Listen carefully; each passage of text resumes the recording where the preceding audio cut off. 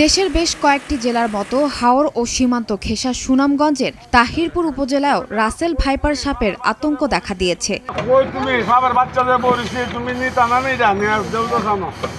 23 June দুপুরে উপজেলার বাধাঘাট উত্তর ইউনিয়নের বিন্নাকুলি জঙ্গাল হাটির মোহাম্মদ বুরহান উদ্দিনের বাড়ির বাঁশঝাড়ের ভেতর থেকে হঠাৎ করে রাসেল ভাইপার আকৃতির একটি সাপ বেরিয়ে মানুষের দিকে তেড়ে আসে। এ সময় মানুষের মধ্যে আতঙ্ক ছড়িয়ে পড়ে।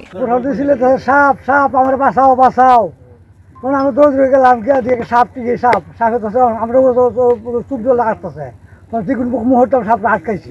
কোন করতে পারিস যাইতো বাজার নাকি কথা আইসে পুরানো চুপ মারতো এবার আমরা সব বলি আইসা চিল্লা ফিল্লা করতেছি বন্দি করছি। খবর পেয়ে আশেপাশের 8-10টি গ্রামের উৎসুক জনতা সাপটিকে দেখতে বুরহান উদ্দিনের বাড়িতে ভিড় করেন।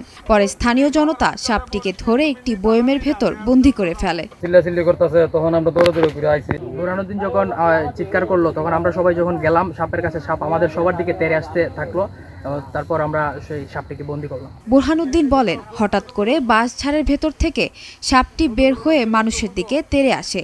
এ সময় আমার বাড়ির লোকজন ভয়ে চিৎকার করতে থাকে।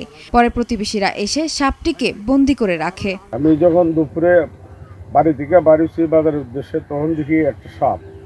ওই সাপ আমারে যখন দেখছে সে তেড়ে আসতেছে আমারে আঘাত করার লাগে, তখন চিৎকার দিলে মানুষ এলাকাবাসী আইলে তাদের সহযোগিতায় আমি সাপটারে বয়মবন্দি করতে পারি। বুরহান উদ্দিন বলেন, বিষয়টি উপজেলা নির্বাহী কর্মকর্তাকে অবগত করলে তিনি স্থানীয় ফরেস্ট অফিসে যোগাযোগ করার পরামর্শ দেন।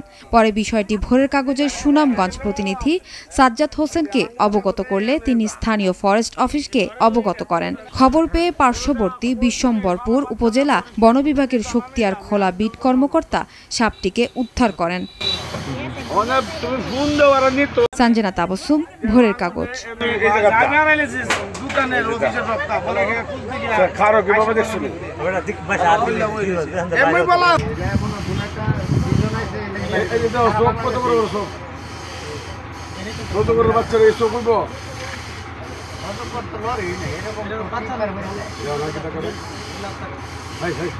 আমার ওই আঙুল সাঙ্গুল নিলে আপনিলে